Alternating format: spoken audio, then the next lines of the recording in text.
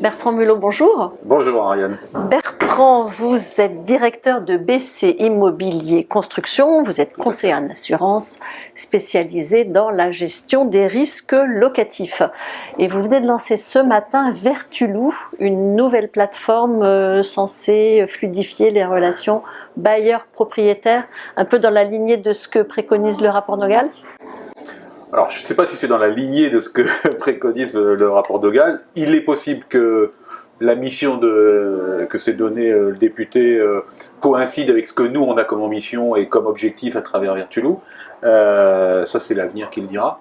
En tout cas, Vertulou, c'était à l'origine, ou c'est à l'origine, un service à destination des administrateurs de biens pour leur permettre de simplifier, accélérer, sécuriser la mise en location des candidats locataires. Donc vous partez du principe qu'aujourd'hui il y a un déficit, c'est un problème pour eux? Nous, on a constaté les remontées clients qu'on a eues, parce que toute le Vertulou, c'est le résultat d'une analyse et d'un questionnement d'une cinquantaine de nos clients répartis en France, représentant à peu près 50 000 lots gérés. Et on fait deux grands constats quand on fait la synthèse de ces interrogations. Un, l'assurance loyer impayé aujourd'hui n'apporte pas une réponse suffisamment précise et claire au marché de l'emploi actuel. C'est-à-dire que les règles traditionnelles, le CDI, trois fois le loyer, bah, ça n'a pas bougé depuis, alors ça a bougé un peu à la marge, mais dans les grandes lignes, ça n'a pas bougé depuis 15 ans. On applique toujours les mêmes règles. Bon, donc c'est daté. Voilà, alors que le marché de l'emploi, de l'autre côté, il a changé de dimension. Les CDD règnent en maître, les intérimaires ont vu leur croissance s'accélérer dans les 5 dernières années. Les travailleurs indépendants n'existaient pas il y a 10 ans. Voilà, donc, et aujourd'hui, l'assurance loyer impayé, devant ça, elle est relativement restée atone et n'a pas changé ses réflexions. Et la garantie Visal, qui justement a ouvert l'assurance, la caution à ses exclus, on va dire des GLI classiques. Voilà. Alors, vous êtes dans la même dynamique finalement. Nous, on est dans la même dynamique, on peut dire ça. En tout cas, on est dans la réflexion d'essayer de mettre un peu d'intelligence, si c'est possible, dans l'analyse du dossier de location en ne se cantonnant plus au bulletin de salaire et au contrat de travail. Donc vous dites aux administrateurs de biens, si vous avez en face de vous un candidat locataire qui n'est pas en CDI, qui est en CDD et qui habite là et à tel ou tel, eh bien vous pouvez lui louer, enfin vous engagez votre responsabilité d'assureur. Comment ça fonctionne? Ce qu'on fait, c'est que d'abord la première chose qu'on fait, c'est qu'on a mis en place, grâce au digital, une vérification en instantané des pièces fournies par le candidat locataire.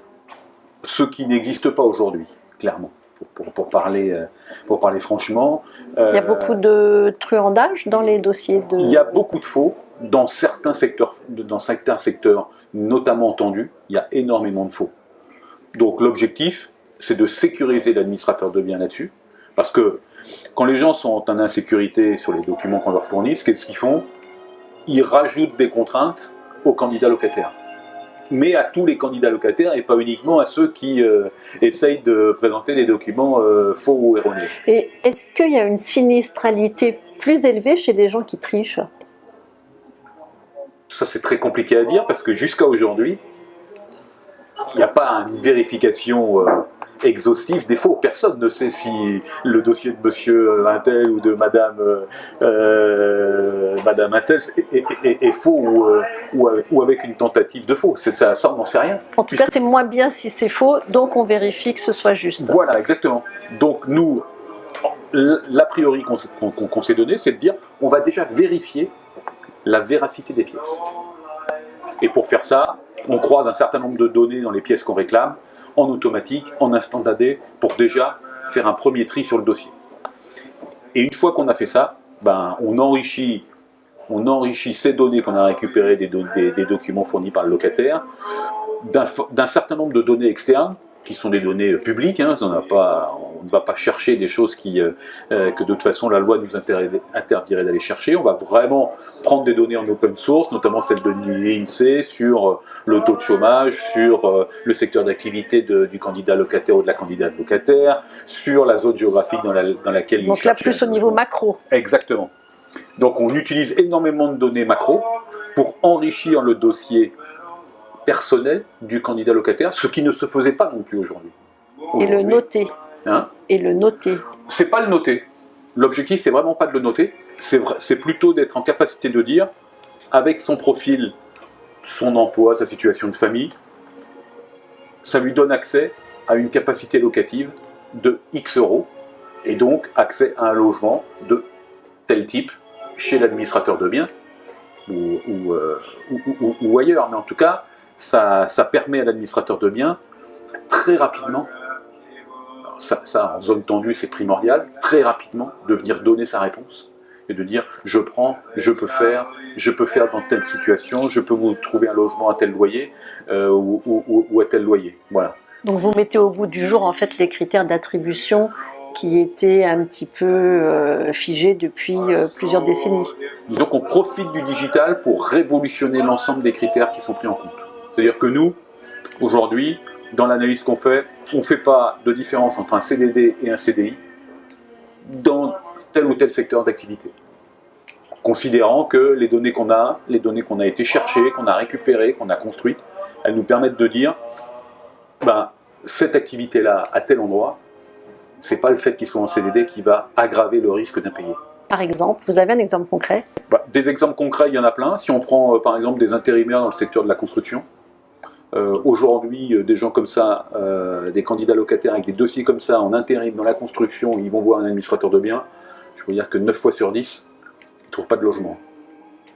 Parce qu'on va leur dire que l'assurance leur loyer impayé ne garantit pas son dossier dans des conditions suffisantes. Nous, dans une zone géographique concernée, on sait que le marché de la construction et des ouvriers et des techniciens qui travaillent dans le monde de la construction est en tension quasiment partout en France. C'est plus un sujet. Forcément, il est validé par Vertulo et en plus, il est assuré par un assureur. Et alors, est-ce qu'à contrario, vous excluez un CDI dans un secteur moribond, dans un endroit ou dans une zone très détendue? Est-ce que... Non, forcément, on ne l'exclut pas, jamais. Hein.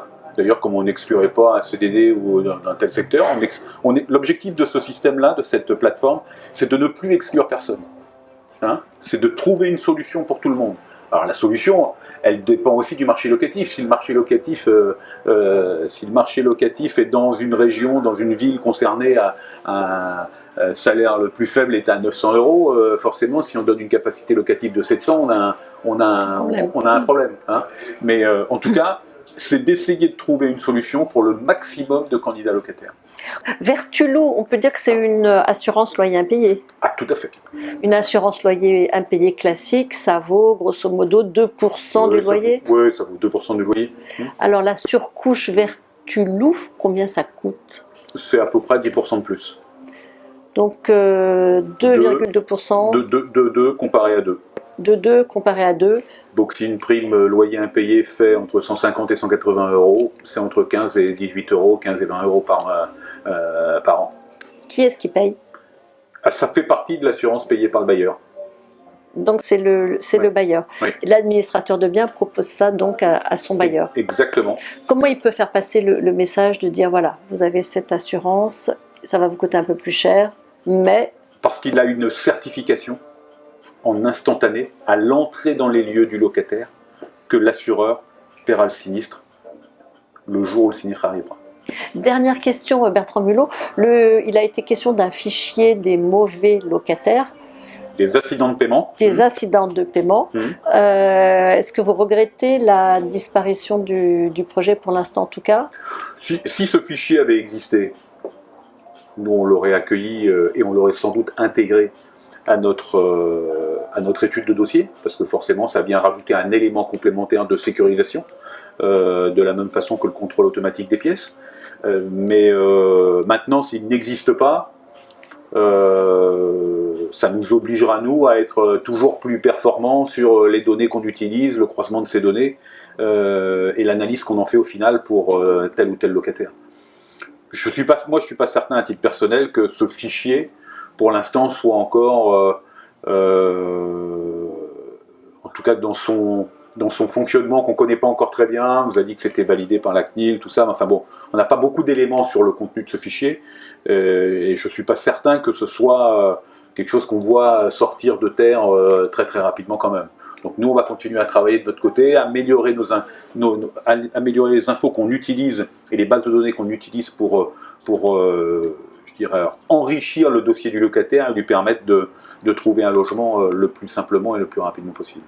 Vertulous, c'est ouvert dès maintenant? C'est ouvert, c'est lancé à partir d'aujourd'hui. Donc c'est vraiment le lancement officiel de cette plateforme de service à destination tout d'abord de nos clients.